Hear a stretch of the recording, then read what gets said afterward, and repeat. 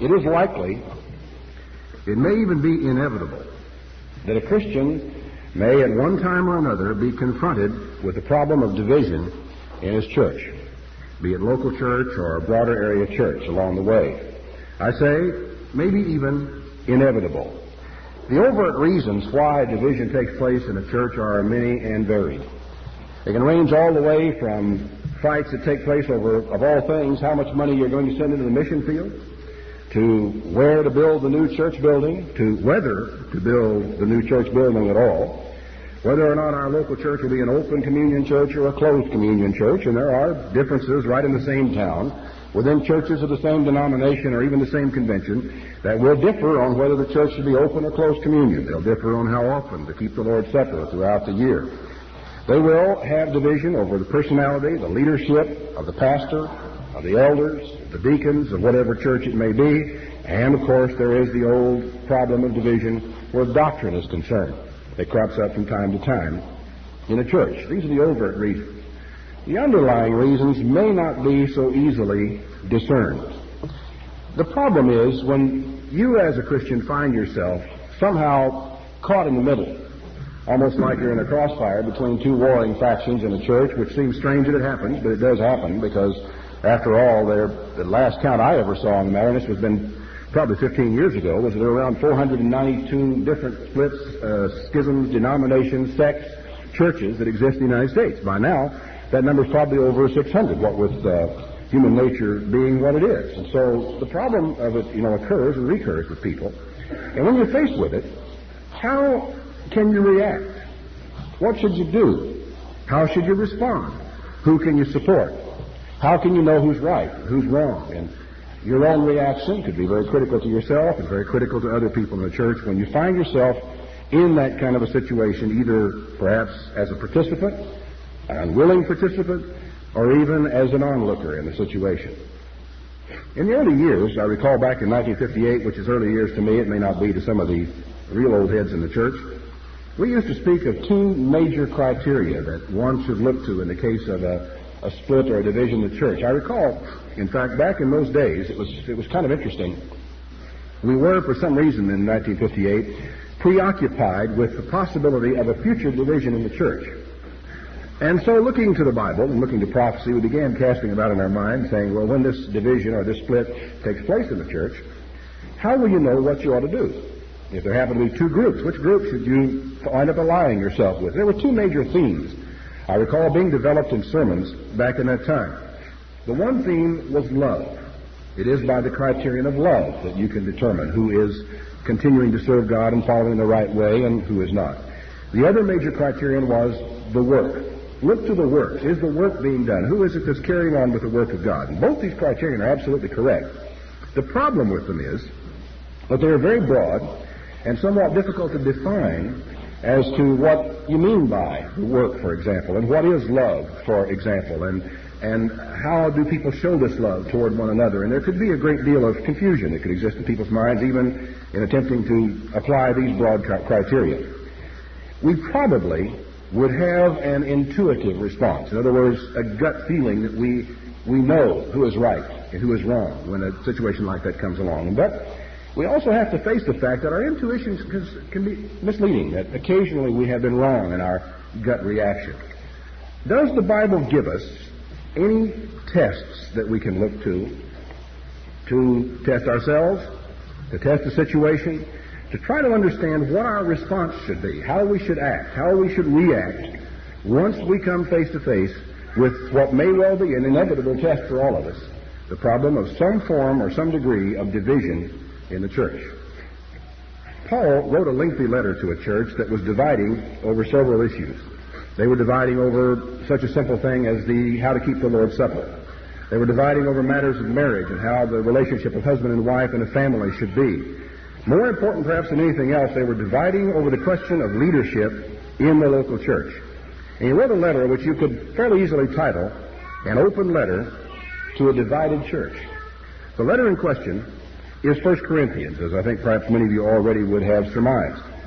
In beginning this letter, after he's made his personal greetings and gotten his introductions out of the way, he says, beginning in chapter 1, verse 10, Now I beseech you, brethren, by the name of our Lord Jesus Christ, that you all speak the same thing, and that there be no divisions among you, but that you be perfectly joined together in the same mind and the same judgment. A beautiful ideal, and one that one could hope for in a church, and one that every church should be striving to attain. But the fact is that churches often don't. This church had not. Because he replies and says, "It has been declared unto me of you, my brethren, by them which are of the house of Chloe, that there are contentions among you. Now this I say, that each one of you says, I am of Paul, or I am of Apollos, or I am of Cephas, or I am of Christ. Is Christ divided? Was Paul crucified for you? Were you baptized in the name of Paul?" And he proceeds with other remarks. The entire letter, in fact, has any number of little illustrations that might be helpful to a person in trying to understand what to do and how to react to the problem of division in the church.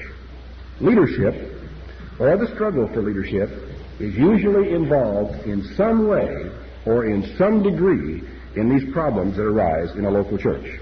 And it was definitely involved in Corinth, as the splits or the schisms had centered on different individuals who themselves were not even involved in the conflict. In fact, the indications are that the individuals involved in this conflict were not even in Corinth at the time this was going on, not a one of them. But that parties developed around certain ideas or perceived differences between the leaders in the church, and certain individuals, no doubt seizing upon them to supply leadership to a given faction, were creating a problem in the church at Corinth. Turn on over to chapter 11. There are many, many scriptures I could read, but I don't want to go through all of them today. Chapter 11, where Paul is dealing with a number of different problems, even going down to the question of hair length in the church, which seems like a silly problem to have created a division in the church, but here it was, and right in the heart of the discussions and the arguments that went on in this church. He says in verse 16, "But if any man seem to be contentious, we have no such custom, neither the churches of God. Now in this that I declare unto you, I praise you not. You come together not for the better, but for the worse." The purpose of a church is to encourage, to strengthen, to make us all better.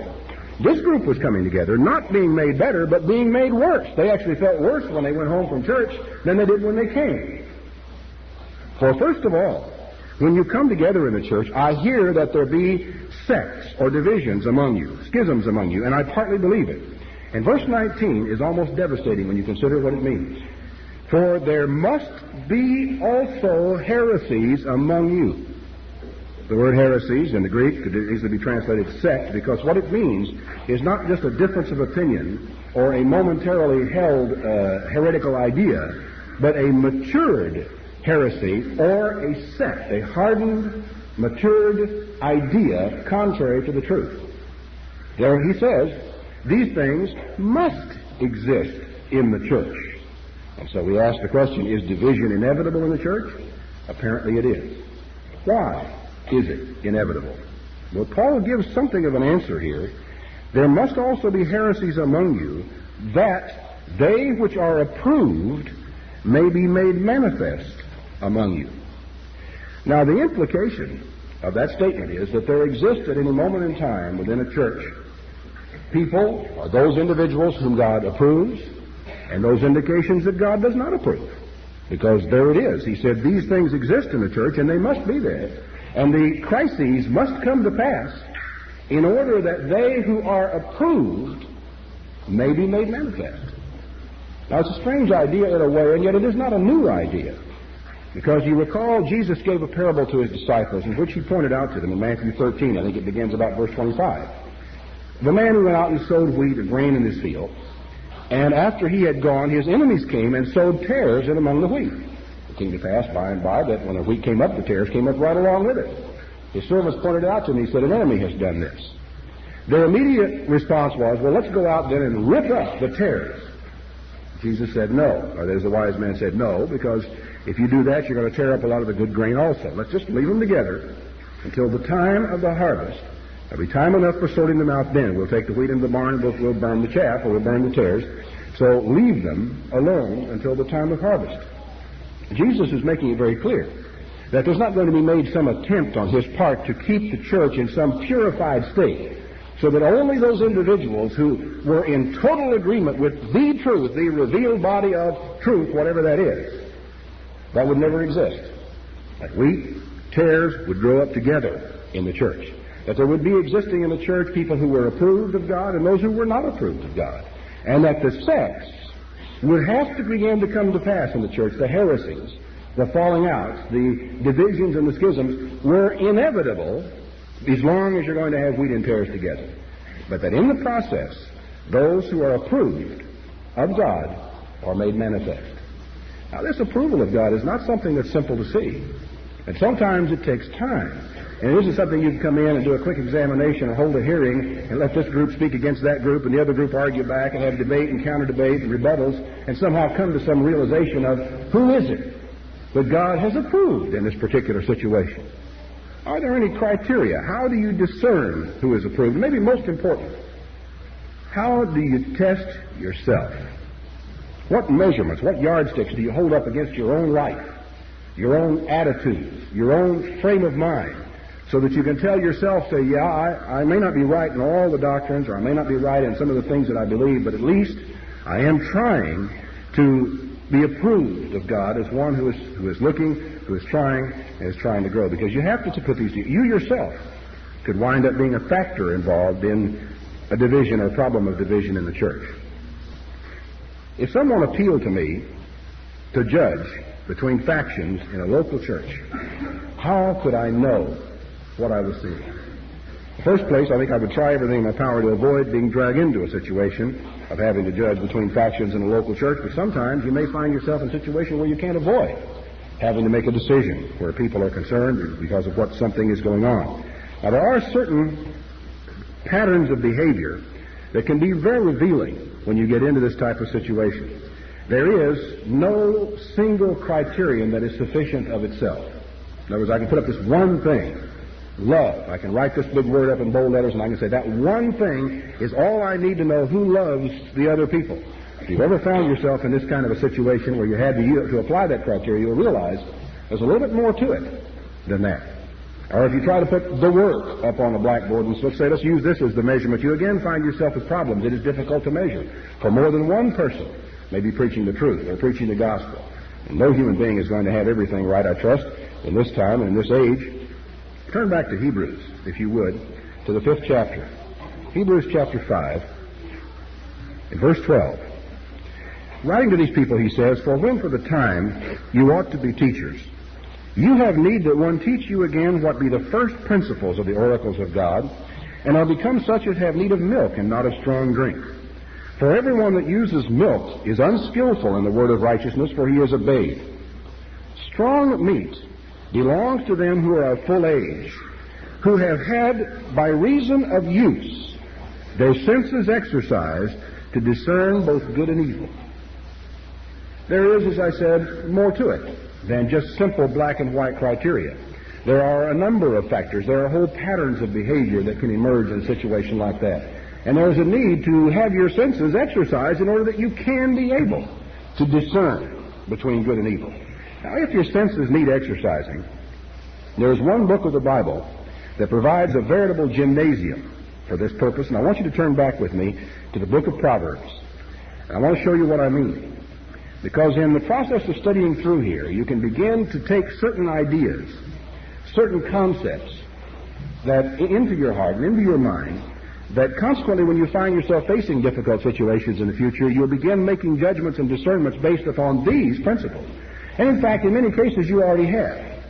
You may not realize that intuitive response that tells you, I don't know what's wrong, and I don't know what it is. This man is very persuasive, and I hear what he's saying, but something tells me the man is wrong.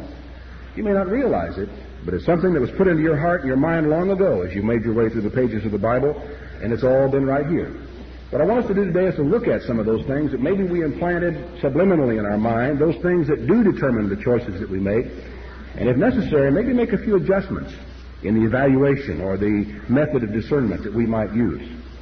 In Proverbs, the 3rd chapter, in verse 5, the warning is one of the most clear clarion calls to a young man as far as the approach to a problem or a difficulty that one could ever read. He says, first, trust in the Lord with all your heart, and lean not to your own understanding. In other words, what he is saying to a person is, don't trust your own opinion all the time. And so one little thing that tends to make us all back off a little bit, that tends to make us want to take stock or maybe not quite trust someone, is when we encounter a person who has too much confidence in his own opinion. Because somehow along the way we've gotten in our minds, wait a minute, don't lean on your own understanding. It can betray you. It can lead you astray. In all your ways, acknowledge him, and he will direct your paths. Be not wise in your own eyes. Fear the Lord, and depart from evil. One of the admonitions that comes to us in the book of Hebrews again and again and again, in the book of Proverbs, not Hebrews, is the admonition to be wise, to search for wisdom, to reach out to it, to spend whatever price we have to spend. But then he turns right around and says, don't be wise in your own eyes.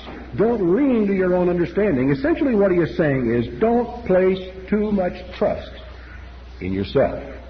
And so consequently, when you find yourself in a disagreement, or you find yourself in a schism, or you find yourself at opposite poles from another person in God's church regarding a doctrine, regarding a policy, regarding a decision, regarding something that has nothing to do with spiritual matters, but only physical matters, or whatever it may be, don't be wise in your own eyes. If you find yourself in that posture, you're getting an indication of a pattern of behavior that may help you to understand where you have gone wrong. Proverbs chapter 6 now, in verse 16. These 6 things does the Lord hate. Yea, 7 are an abomination to him. A proud look, a lying tongue, hands that shed innocent blood, a heart that devises wicked imaginations, feet that be swift in running to mischief, a false witness that speaks lies, and he that sows discord among brethren. The focal point that we're talking about in one way today, as far as the difficulties that can exist in the church, the problems of division that can arise, inevitably what you're dealing with is a situation where someone, either intentionally or inadvertently, has sown discord among his brethren. Turn back now to chapter 11 of Proverbs, in verse 12. He that is void of wisdom despises his neighbor. Now, the word despise in 20th century usage has tended to come around to be synonymous with the word hate. But in the 16th century, it was not really that way. Despise was used more in the sense of a contempt or a looking down your nose at or a superiority to another person. Almost inevitably, when we get involved in these problems of division in the church and the finger pointing that sometimes goes on with it and the choosing up of sides, almost inevitably there is the problem of beginning to look down your nose or to consider with contempt or to consider as being beneath you another person or another body of people in the church. The writer of Proverbs has a very simple statement. He that is void of wisdom despises or looks down upon his neighbor. A man of understanding holds his peace. He doesn't immediately have something to say that is belittling to his neighbor or to his brother in the church. A talebearer reveals secrets, but he that is of a faithful spirit conceals the matter. Now, you're going to find, almost inevitably, where divisions begin to grow up within a church, talebearing is involved. It may be at the beginning, it may come along. It's hard sometimes to know where the cause-effect relationship begins. Is it talebearing where things start, or is talebearing a result? Once people divide into camps or in-groups and out-groups, it becomes necessary to point the finger at the other group, and therefore tales begin to be carried back and forth between them. But inevitably, it does become involved. Now, if you want to begin to discern who's right and who's wrong, you can look, first of all, for the talebearer and the person who inevitably tries to cover up secrets or keep it quiet or squelch it or don't pass it on. You can find the person that says, I'm sorry, I don't want to hear that. When you come around and say, did you hear? You know, more damage has been done, more destruction has been wrought, preceded by the words, did you hear, than any other phrase in the English language, probably, to people's reputation. Have you heard? Did you hear? And the passing on of problems that exist. So you can just put those down as a part of the patterns that you might look for in yourself or another. And say, who is it that is passing on the secrets, and who is it that is trying to cover up the matter, who's trying to keep it down, who's trying to keep it quiet, who's trying to keep those sins that might have been committed by someone under the blood of Christ where they belong. Proverbs 13 and verse 10. Only by pride comes contention, but with the well-advised is wisdom. Contention exists, we assume, someplace. Wherever it exists, there is only one way that it comes, by pride. For without pride, it's like taking fuel away from fire. It's like taking heat or air off of the smothering of fire. With pride is like the oxygen that's provided for this contention to begin to grow, because somebody has got something personal at stake that he isn't willing to let go of. Who is it? Who's trying to hold on? Who's trying to grasp? Who's not willing to say, all right, I may be wrong? Who's not willing to humble himself in this kind of contentious situation? Chapter 14 and verse 15. The simple believes every word, but the prudent man looks well to his going. Someone comes along and says, did you hear that so-and-so? Really? The simple-minded, the idiot, believes every word. Gossip comes, gossip goes, and he believes it. He just keeps soaking it in, no matter where it comes from. A wise man fears and departs from evil, but the fool rages and is confident. Now, that one there strikes me as being of particular interest, because in a person who is in a right spirit, the peacemaker, the one who is trying to resolve differences, the one who really wants to strive for the unity of the faith, there ought to be a spirit of caution, not of total confidence, certainly not of overconfidence, but a person who is willing to say, boy, I could be wrong. I have been wrong before. I may be completely mistaken in my judgment of this man, and I know I'm really afraid to arrive at a conclusion because I have been wrong in my judgment about people before. The fool? Oh, the fool has no hesitancy whatsoever. The fool can arrive at judgments just like that. I made the decision in a moment. Oh, the fool is confident. But the wise man has got a healthy fear buried down there in somewhere, and he knows his humanity, he knows his weakness, he knows his feet are made out of clay, and he wants to be very careful where he puts them, what he says, and to whom he says it. He that is soon angry deals foolishly, and a man of wicked devices is hated. How true it is. Chapter 15, in verse 1. A soft answer turns away wrath. Grievous words stir up anger. This is one of the simplest, cleanest, and at the same time one of the most obvious proverbs you could ever read. How many times in your life have you made it work? Where you've been in a difficult situation, where somebody is mad, somebody is on your case, you may be totally innocent, you may be partially guilty, you may be totally guilty. And you said to yourself, there is no point in my getting mad, there is no point in my lashing out, there is no point in my trying to convince this man that I am right, because if I convince him that I'm right, I'm convincing him that he's wrong. And so instead of doing that, you just say, you know, you may be right. And if I have offended you, if I've hurt you in some way, I'm really sorry. A soft answer. I can't tell you how many times in my lifetime I've gotten out of trouble. I won't discuss the times I've done it the other way and gotten into trouble for sure. But you know, it really does work.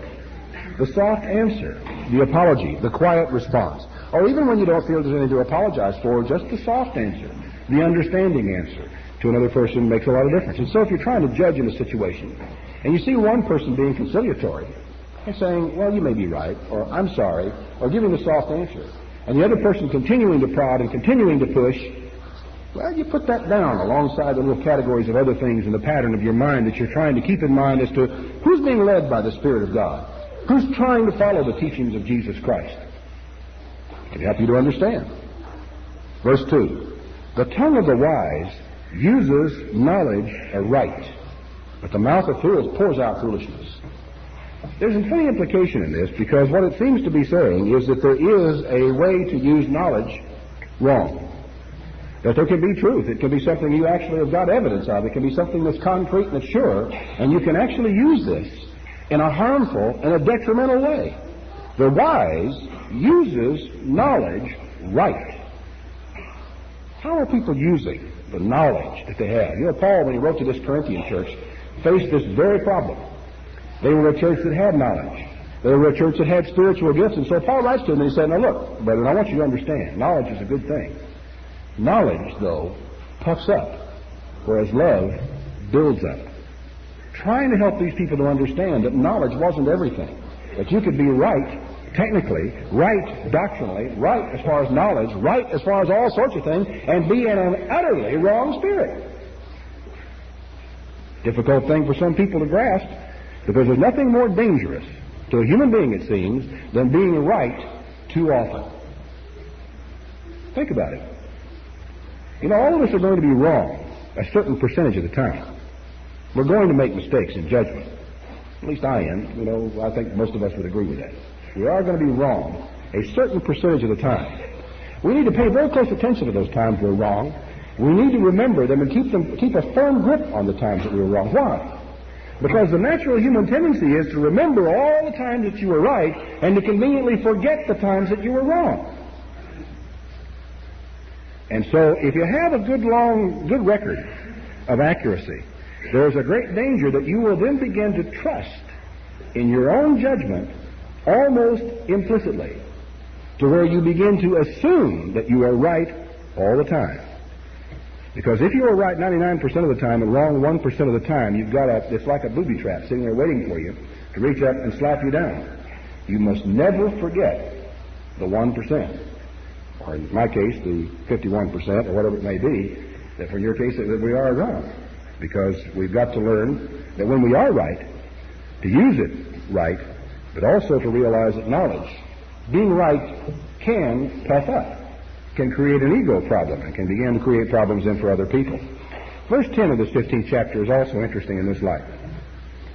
Correction is grievous unto him that is forsaking the way. Now, I chose my statement, is forsaking, carefully, because that's the structure. That's essentially what is meant.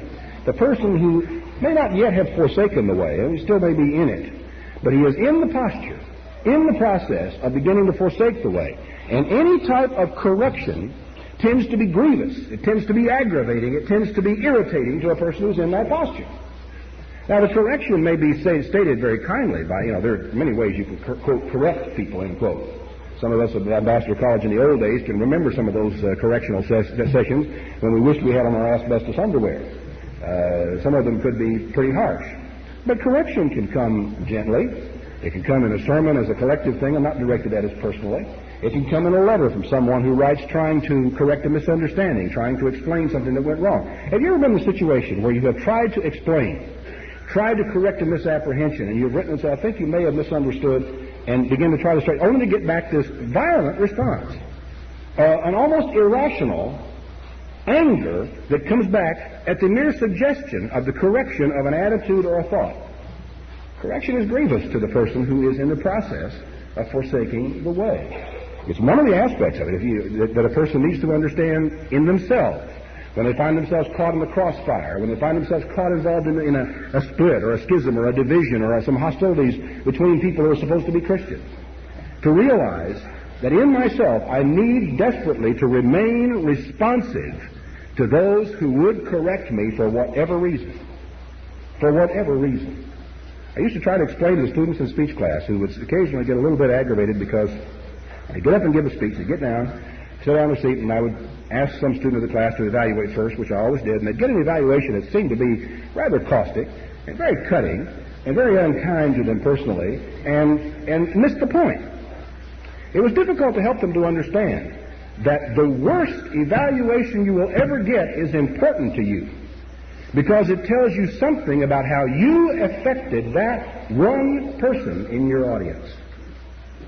Don't ever let correction, however misguided, however stupid, however foolish it may be, to become grievous to you, annoying to you. Because if you get into that spirit, that frame of mind, you're moving over to the danger side of any situation of division that may begin to exist among you or other Christians in the church. Chapter 16 and verse 2. All the ways of a man are clean in his own eyes.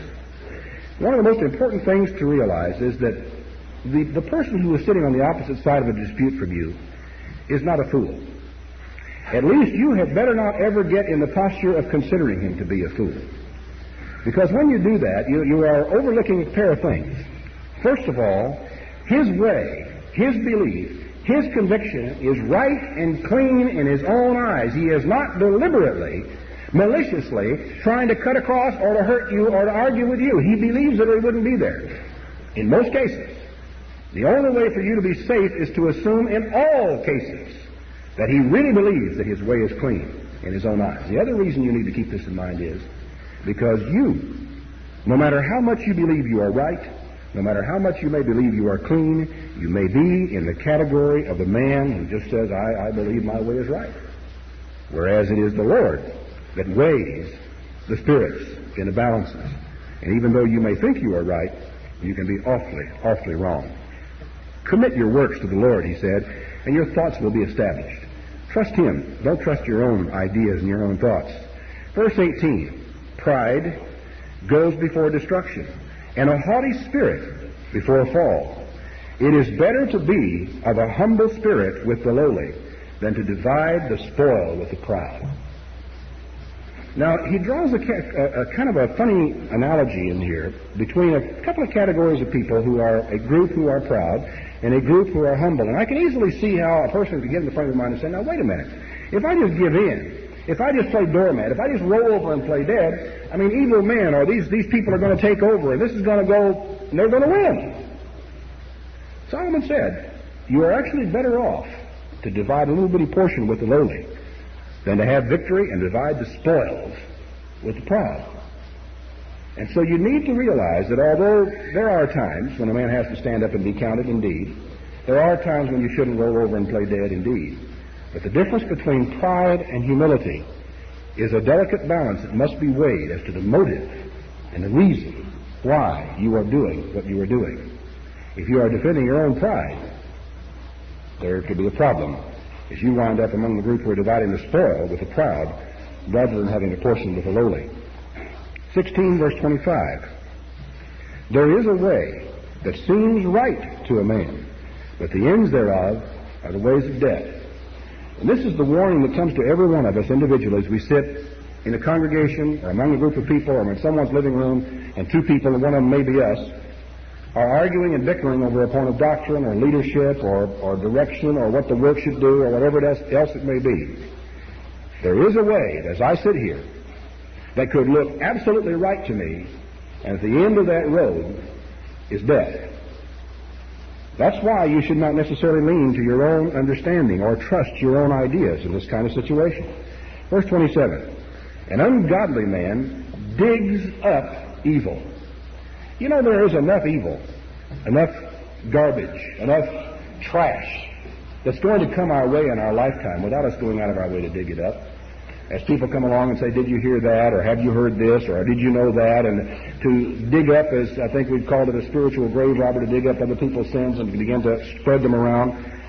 The man is here who would do that is here identified as an ungodly man. It is not enough. It's not for us to go around digging up evils. He said, in his lips there is a burning fire. A perverse man sows strife, and a whisperer separates chief friends. How sad it is, how tragic it is, and how many of us know situations where people who had previously been chief friends, close to each other, beloved, at least one would think, now are separated. And at the root of it, going back to the beginnings and the start of it, are whisperers, perverse people who sow strife, the type of person who will dig up evil. As I said, it's enough to try to protect yourself from the evil that comes your way automatically. But to take a shovel in hand, to dig it up, to jerk the phone off the hook, to call someone, to dig further, to be able to try to pull out all the facts, to try to get deep down into it. Brethren, we ought to fear to do that in the face of the Word of God, which says, an ungodly man digs up evil. A perverse man, a whisperer, separates chief friends. Chapter 17 and verse 9. He that covers a transgression seeks love. He that repeats a matter separates very friends. Now, as I said, you're sitting here and you're trying to discover what's going on. And you feel like you've got to make a decision. Because you're, acting out of the cold, you're brand new maybe in the church and don't know anything of the goings on. Here are two groups of people fighting with one another. And you find one group of the people that are involved in this particular little situation are repeating transgressions and sins of other people. And you find the other group of people adopting the position we ought not to even consider that. We ought not to give any attention to it. Transgressions are to be covered. Jesus Christ's blood, once it has covered a man's sins, must never be brought up again.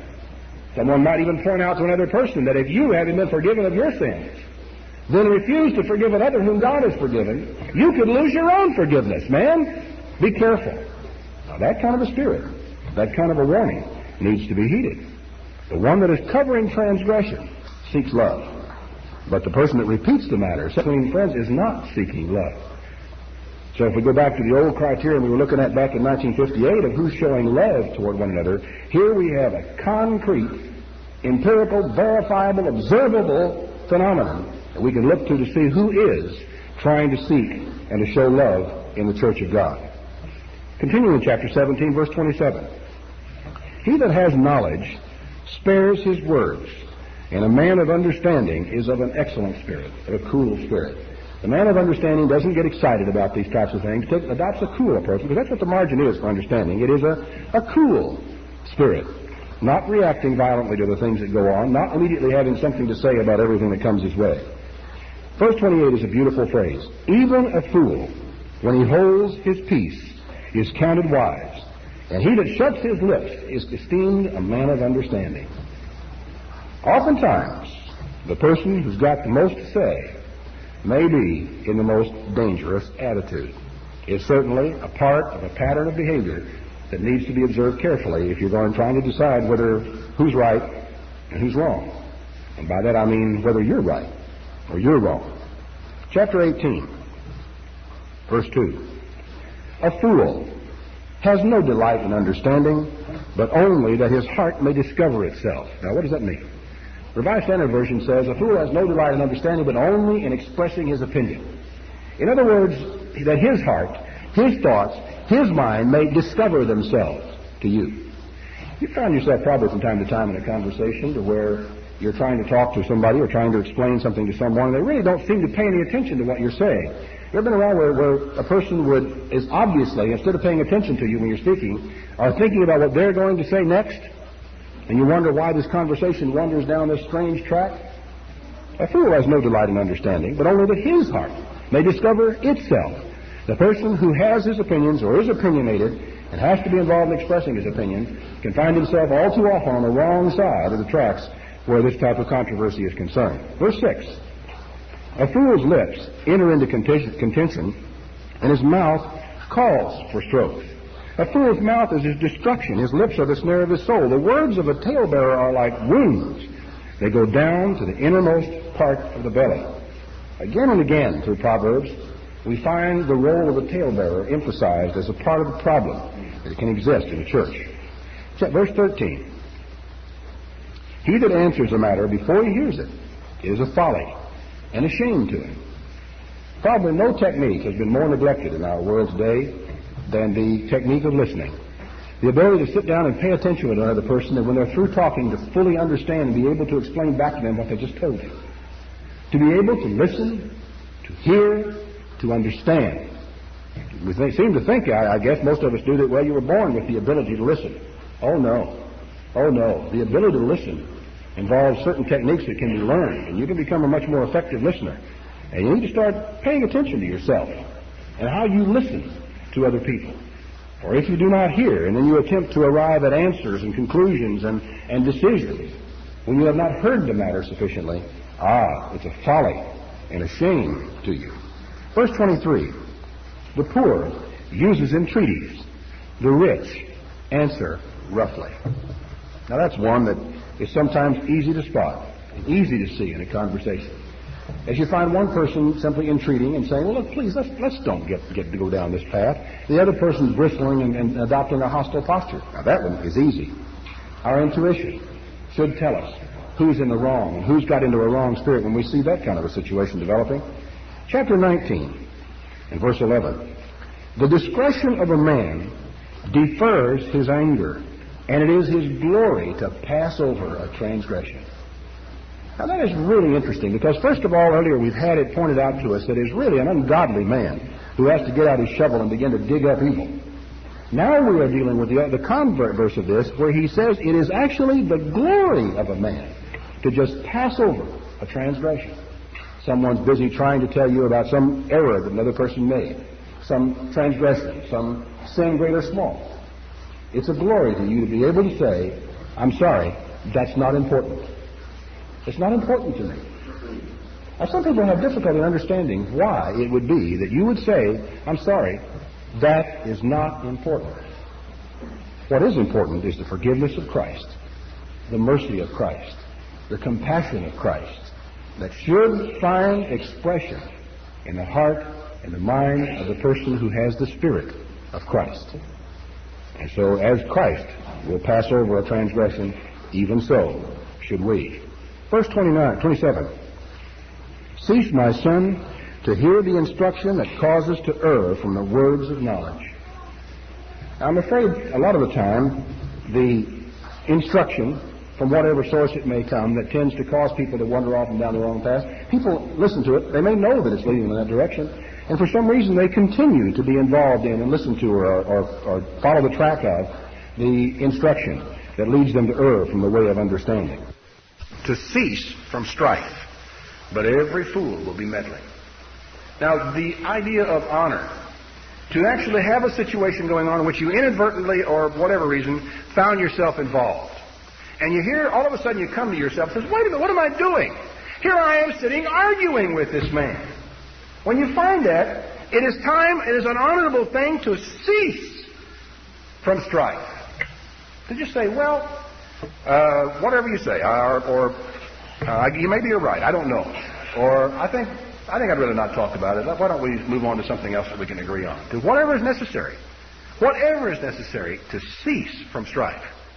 The contrast is the fool who has to meddle, has to stick his nose in. If there isn't strife, has to create it. It's easy, again, to discern some of these differentiations that people get involved in, the problems that they create. Verse 19. He who goes about as a talebearer reveals secrets. Therefore meddle not with him that flatters with his lips. Now this is interesting to me because it draws a very interesting connection, one that you might not otherwise draw, between the talebearer and the flatterer.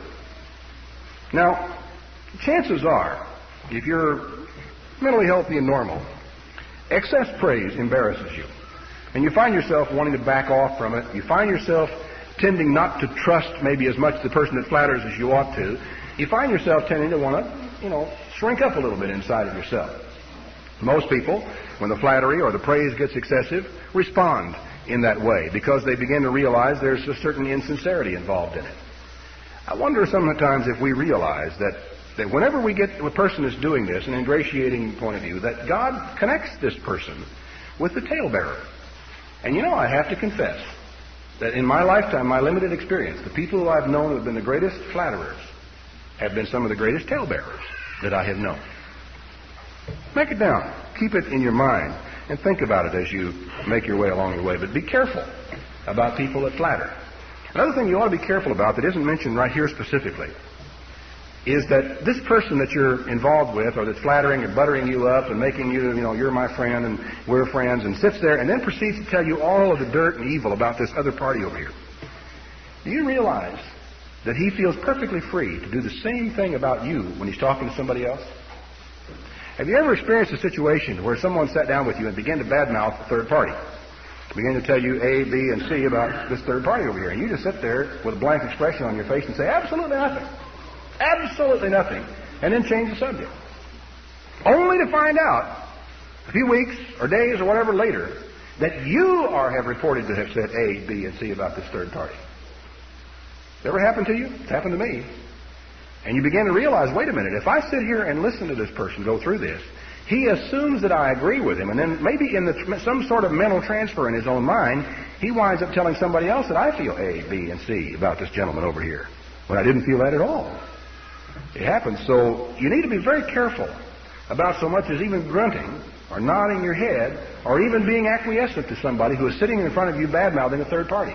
Because the first thing you know, you will have the reputation of feeling the same way about said third party. If you don't feel that way, it's in your best interest to disagree right there on the spot. Begin to protect the reputation of that third party, or else somehow, some way, you're going to get drug into it before it's all over with. You know, it really does, when you stop to think about it, take a certain amount of effort. It does involve swimming upstream. It involves fighting against certain impulses in order to keep unity in the church, in order to stay out of strife, in order to make peace when strife begins to exist. Because the natural thing is for it to run its course and to run you ragged right along with it. Turn over to chapter 25. Chapter 25. Go not forth hastily to strive. Don't get in a hurry. There'll be plenty of time for it. It'll come to you. Lest you know not what to do in the end thereof when your neighbor has put you to shame. Debate your cause with your neighbor himself, and discover not a secret to another. Now that's a categorical, ironclad, boilerplate command. Don't discover a secret to another. Now there's an interesting thing. The margin says, discover not the secret of another. How do we take that, I wonder? Either way or both ways. That you do not attempt to discover the secret of another, and you don't uncover the secret of another. You know, it's really pretty wise to stay away entirely from the secrets of other people. Because there are certain things that all of us have done, have experienced, have thought, have felt, have reacted, that really we ought to keep secret.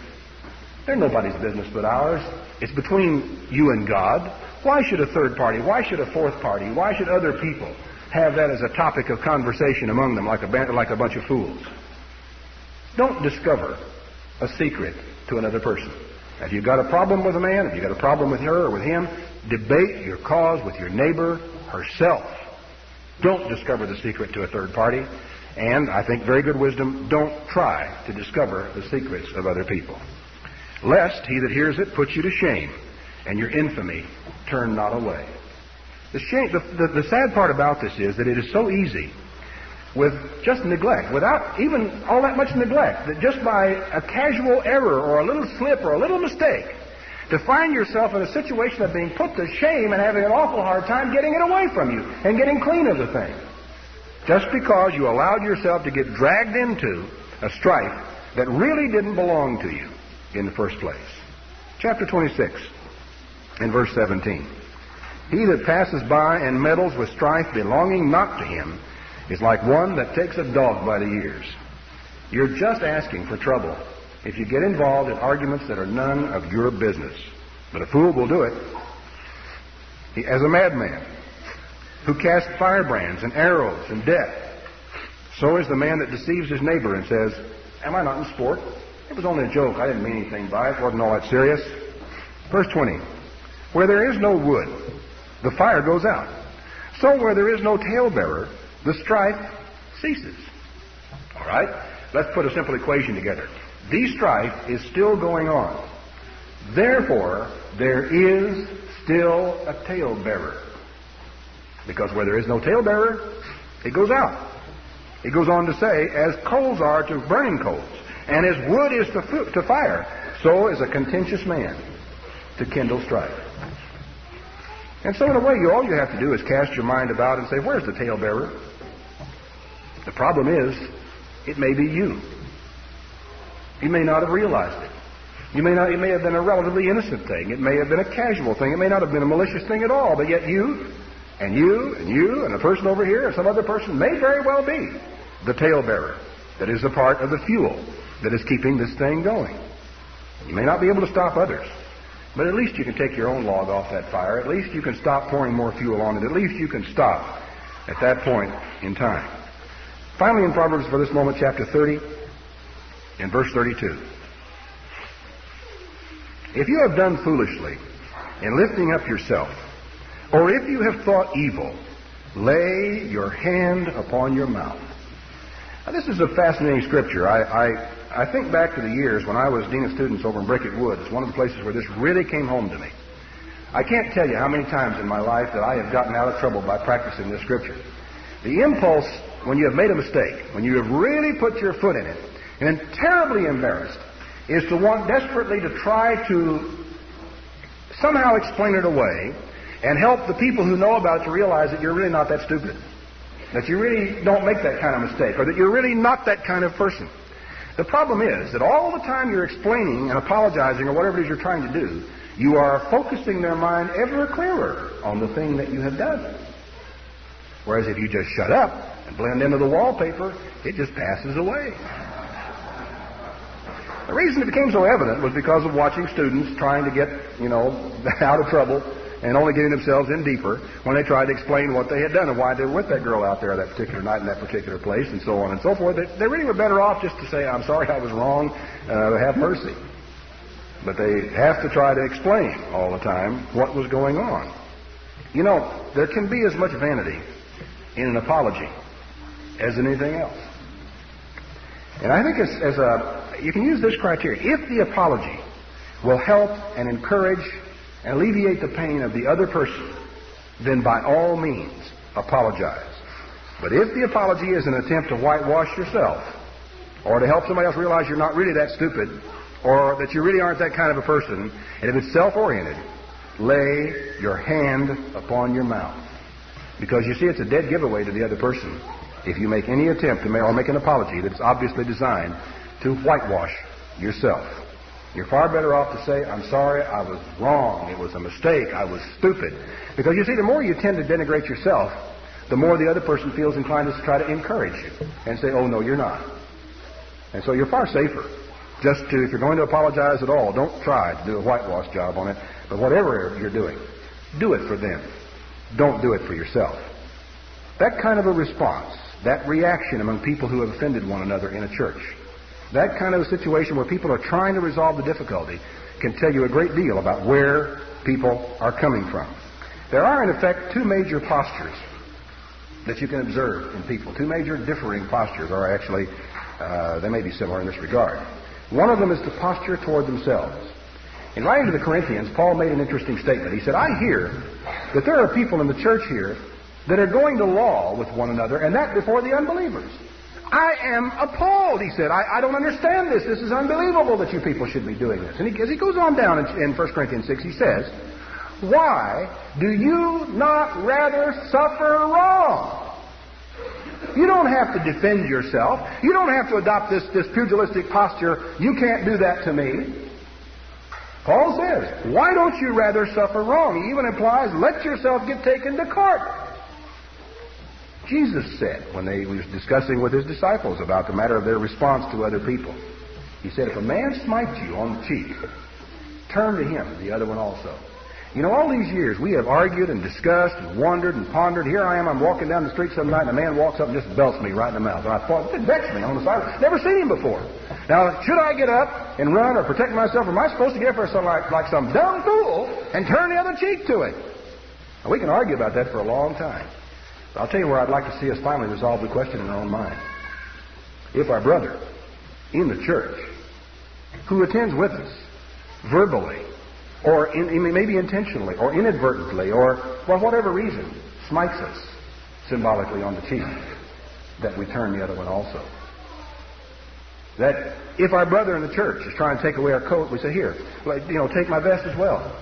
That we do not get in the posture, the defensive posture, that I'm going to defend myself, my reputation. The whole thing is, how important am I? That posture toward self tells you a great deal about the attitude of the person. And let's worry about those problems about people in the world who knock us down on the sidewalk after we have sorted out our attitude toward our brethren in the church, or maybe our attitude to our wife or our husband in our own home. The other side of the posture is the posture toward others. Turn back with me, if you would, to Matthew, the 5th chapter, where Jesus made that statement about turning the other cheek. Verse 43. You have heard it said, you shall love your neighbor and hate your enemy. But I say unto you, love your enemies. Bless them that curse you. Do good to them that hate you. Pray for them that despitefully use you and persecute you, that you may be the children of your Father which is in heaven. For he makes his sun to rise on the evil and the good, and sends rain on the just and the unjust. Do you know why it is so hard sometimes to discern who's right and who's wrong in a church dispute? It's because nobody's right. It's because no one is adopting this posture toward other people. Everyone is defending themselves. No one's ready to turn the other cheek. The strife continues. But Paul I think, drew in this letter to 1 Corinthians, which, as I said, was an open letter to a divided church, the strongest and the clearest and the most beautiful statement of the attitude of a person should have when they're in this situation. Chapter 13, in verse 1. Perhaps you are in a dispute in your church about who should speak in tongues and whether tongue speaking is right. He says, though I speak with the tongues of men and angels and have not love, I am become as sounding brass or as a tinkling cymbal. And though I have the gift of prophecy, maybe we're going to have a big argument about what, the timetable or chronology of prophecy, or we're going to discuss who is Israel, or we're going to get involved with whether Britain is Manasseh and the United States is Ephraim in reverse, or whatever it may be that we decide, whether I can understand all these mysteries, and I have all knowledge, and I have all faith. I can move a mountain. I don't have love. I'm nothing. Though I bestow all my goods to feed the poor. Oh, man, I've got a program going you wouldn't believe. We've got a Skid Row mission established down here. And though I give my body to be burned and have not love, it profits me nothing. Love is very patient and is kind, gentle to other people, doesn't want to slap people down, is willing to put up with some of the foibles and the difficulties and the little misunderstandings and the fact that someone hasn't learned as much as I have yet. Maybe I haven't learned as much as they have. Maybe the real truth of the matter. Love is not envious of somebody else's leadership or somebody else's position or someone else's responsibility or someone else's gift. Love vaunts not itself. Love is not puffed up. Love does not behave itself unseemly. Seeketh not her own way. And how many fights, how many arguments have we had over which one of us is going to have his way? Quite honestly, if it's my way or your way we're fighting over, we're absolutely wasting our time. Have it your way. Because my way is not God's way, and your way is not God's way. We're all, both of us, running down the wrong track. Is not easily provoked, thinketh no evil. This is really a difficult thing to understand, of how, with all the evil there is around the world, and with all the corruption that exists in the hearts of all of us and every one of us, the person with love, with compassion in the church, doesn't think in terms of the evil in other people or other people's lives. They're just not involved in that attitude, that frame of mind. He goes on to say that love does not rejoice in iniquity, but rejoices in the truth, bears all things, believes all things, hopes all things, and endures all things. You could almost say that love, in a way, is kind of stupid, because love believes all things, hopes for the best, believes the best. And anyone with this kind of an attitude, anyone with the attitude that Jesus Christ expressed on the Sermon on the Mount, is going to get stepped on in this world. Aren't we? Now, if we're supposed to get stepped on, why is it we get so mad every once in a while? Why is it we have to fight so much as we do? Why not, when the man's ready to step on you, take off your coat, put it down in the puddle, and say, here, step on my coat instead of me, or in some way, reach out. And not always be trying to defend ourselves or defend our ego, because that really is what's mostly at stake. It's not our body that they're stepping on. It's our ego. And what's that worth anyway? Love never fails. Whether there be prophecies, they shall fail. Whether there be tongues, they shall cease. Whether there be knowledge, shall vanish away. For we know in part, we prophesy in part. But when that which is perfect has come, that which is in part shall be done away. When I was a child, I spoke as a child. I understood as a child. I thought as a child. But when I became a man, I put away childish things. Now we see through a glass darkly, then face to face. Now I know in part, then shall I know even as I am known. There abides faith, hope, and love, these three. But the greatest of these is love. Now, in going through all these criteria that one might use if you were ever called upon to try to judge between two factions of group, did you notice I never brought out a thing in here having to do with doctrine or personal righteousness?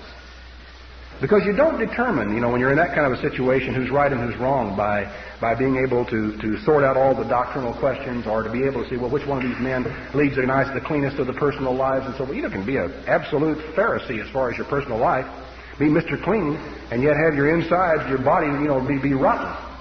As Jesus put it to them, you're like whited sepulchres. You're all painted white on the outside, and everything looks fine.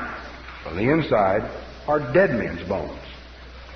We need very much to be united in the church. We need fellowship. We need reinforcement, because without somebody to encourage you and give you a pep talk every once in a while and a pat on the back, it's awfully easy to let down.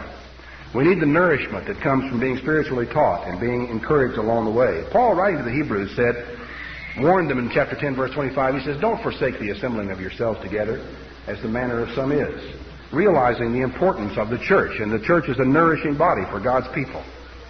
But on the other hand, he wrote to the Corinthians in that 11th chapter, verse 17, as we just saw earlier, he said, "You are not coming together for the better, but for the worse." And it is possible that a church can come together for the worse.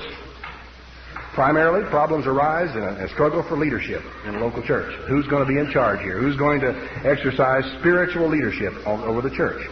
It can even become just a plain old power politics like that goes on, as Jesus put it, among the heathen. Because he said to his disciples in the 20th chapter of Matthew, he said, "Look, the princes of the Gentiles have dominion over one another, and they exercise authority, and those that are great among them are really authoritarian in leadership." And he said, "It shall not be that way among you." I don't want to see my disciples struggling for leadership or for power or who's in charge here. I'd far rather have you be a little bit confused, not even knowing who's in charge, than to have you struggling for it. That's not right. It's not my way, Jesus would say to us today. Don't ever let yourself get trapped or drawn into a struggle for preeminence in the church. There was a man that John describes in his 3rd epistle named Diotrephes, who just loved to have the preeminence among the brethren. Quite frankly, I wonder how long he really enjoyed it, because once you get into that position of having some kind of responsibility, if your concern is for the people rather than your own office or your own greatness or your own ego, being in that position of, quote, preeminence, end quote, can be a crushing weight of responsibility. When you come together with the church, do you come together for the better? Are you encouraged? Are you strengthened? Are you corrected? Maybe put on the right path? Uplifted? Instructed? Or do you come together for the worse? You go away discouraged, depressed, maybe confused. You know, if it's the latter, it may be necessary for you for a while to keep the Sabbath at home, to set up a time for personal and family devotions, time for Bible study and a time for prayer, and find yourself some instructional materials that can really give you nourishment, and that can make you feel that you're beginning to understand and that you're beginning to grow. You can get some tapes from somebody. You can get some literature from somebody. There are some good Sabbath school instructional type of materials that are available from various sources, so that you can actually sit down and, with a little editing of some wrong concepts, teach your children right there at home and begin maybe to get renewed. Quite honestly, I've heard of some people who live in areas where there aren't any ministers and who have been a little bit concerned about the potential for, power struggles that can exist in the church, who have decided not to try to have church services. But they all get the tapes, and they listen to a tape at home on the Sabbath, and they may be soaking in a bathtub or with their feet up in front of the fireplace and whatever. They listen, they take notes in their Bibles, they have books that they can bring down from the shelves. But come lunchtime, they rumble off down to a local cafeteria, and they get together in a room over to one side with a bunch of the other members of the church, and they have lunch together. And they sit around and talk for an hour or two or three or whatever they feel like after services and have fellowship. It's working beautifully. One of our problems is, I think, that we seem to have this idea in our mind that you don't have fellowship unless you've got a church service as such. That's not, strictly speaking, true. And in fact, if there isn't the leadership, and if there's going to be a little bit of dissension or a struggle that begins to take place for spiritual leadership in a local group, you'd be better off not having church services, but breaking bread from house to house. That phrase sound familiar? Ought to. It's exactly what the early church did. They went to the synagogue on the Sabbath and sat down and heard the Scriptures read, because in many cases they didn't have the Scriptures of their own to read. And then they went off to another place together, not so much to have a, quote, Sabbath service, as to break bread and have a meal and to have fellowship with one another. I think the idea of getting together socially with other Christians to have a potluck dinner, listening to a tape at home, someone pointed out the kind of must look awfully strange to see a group of people sitting down in front of a tape recorder and punching the tape recorder and sitting taking notes and nodding their heads while a tape recorder gives a sermon to them. And I can understand someone's problem with that. But yet it's fulfilling a need and is a good thing in many cases. But if it isn't good for you, maybe you ought to observe the Sabbath at home with your family for a little period of time. I want to take you back to the Proverbs one more time. Please bear with me. We're a little bit over time today, but I wanted to complete the thought. Proverbs 14 and verse 7. Go from the presence of a foolish man when you perceive not in him the lips of knowledge. This is one of the ways that you put an end to a lot of the problems and the division and the strife and the arguing. If you ever find yourself in that situation, just go. Go from the presence of a foolish man when you don't perceive the lips of knowledge. Chapter 15 of Proverbs, in verse 17. Better is a dinner of herbs where love is than a stalled ox and hatred therewith. Better to have some people over to your house that you love and enjoy and where there is a congeniality. Better to go to their home and sit down to the simplest of meals than to have a banquet, an absolute feast, with people who are striving and struggling with one another and are not exemplifying the love of Jesus Christ. Chapter 17, verse 1. Better is a dry morsel in quietness therewith than a house full of sacrifices with strife. Simple, clean, quiet service of God. Far better than being involved in some giant row of sacrifices being led up to the temple and all the rigmarole associated with worship where there is no peace and where the Spirit of God is not. There's an interesting scripture that doesn't at first seem to have any relationship to this, but I want you to turn back to Proverbs 21:19. Because I don't really think God wants to put the women down. He says it is better to dwell in the wilderness than with a contentious and angry woman. Same thing is true of an angry or a contentious man. But did you ever make a connection at all there that a church can be compared to a woman in a prophetic sense, in symbolism? It'd far be better to dwell in the wilderness, to live out in the desert, all by yourself, than even to be involved with a church in a big metropolitan city somewhere that was split and splintered, dividing and fighting with one another. Just don't allow yourself to ever get drug into that, even if you have to serve God alone for a while. But remember, when I suggest this, I am suggesting the lesser of two evils, because it's not good for a Christian to be alone. It's not good for a Christian to be isolated. It only may be necessary for some short periods of time in his life, maybe longer periods if he lives in an isolated area.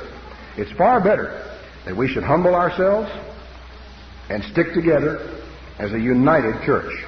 You know, there are yet a lot of people that Jesus is going to call in our age into his church. Some of them will, by chance, find their way into a divided church. And some of them are, as a result, going to be offended. It's kind of sobering when you think about that. And for a reminder, just to get our minds in focus on what that means to us, turn back to Matthew the 18th chapter, and verse 1. Matthew 18 and verse 1. It came to pass, at the same time, came the disciples to Jesus, saying, Who is the greatest in the kingdom of heaven? And Jesus called a little child unto him and set him in the midst of them. And he said, Verily I say unto you, except you be converted and become as little children, you shall not enter the kingdom of heaven. Whosoever therefore shall humble himself like this little child, the same is the greatest in the kingdom of heaven. Now little children are small, they're not very strong, they can get stepped on once in a while. Whosoever shall receive one such little child in my name receives me, but whoever offends one of these little ones that believe in me, it were better for him that a millstone were hanged about his neck, and that he were drowned in the depth of the sea. It is woe unto the world because of offenses. It needs be that offenses must come. It's going to happen. But woe to that man by whom the offense comes. You know, a united church is not necessary to preach the gospel. It may sound like heresy to you. I don't want to surprise anybody or scare anybody or have anybody think I've gone around the bend. But the truth of the matter is that if it had been, then probably the gospel never would have been preached. Because the early church was, indeed, very badly divided. But the truth is that the Apostle Paul, all by himself, stood on Mars Hill in Athens and preached the gospel. All alone. Paul and Barnabas, week after week, month after month, year after year, as Paul went on with Silas later on, preached the gospel without any material backing from local churches. And in fact, the implication in Paul's epistles are that the only church that he could depend on when he really needed help was a poor church over in Philippi who didn't have very much at all. For the most part, the church split, splintered, divided, and sometimes suspicious of Paul, sometimes wondering what his motives were, and sometimes writing him nasty letters, sometimes talking about him behind his back. Were not all effective in helping Paul preach the gospel. But one church was. One church stayed in there and fought for Paul. A united church isn't necessary to preach the gospel. One man can preach the gospel. But a united church is necessary to feed, to nourish, to strengthen, to make secure new people that Jesus Christ is going to call, who is going to be baptized, and who are going to receive His Holy Spirit.